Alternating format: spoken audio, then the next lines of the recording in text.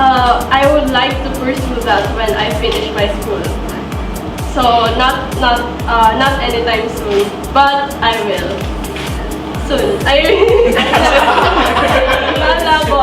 I mean, when I finish my school, I would like, kasi of course you're gonna represent Philippines, so gusto ko naka-aral talaga ako, at saka pwede talaga akong maging confident ako na i-represent yung Philippines. So I would like to study first bago ko i-pursue yun. Pero for now, I will focus on acting kasi it's the one thing that's given to me na blessing. So I will seize all the opportunities I get, and then maybe someday, I will join Pilipinas. Wow! Sige, paano?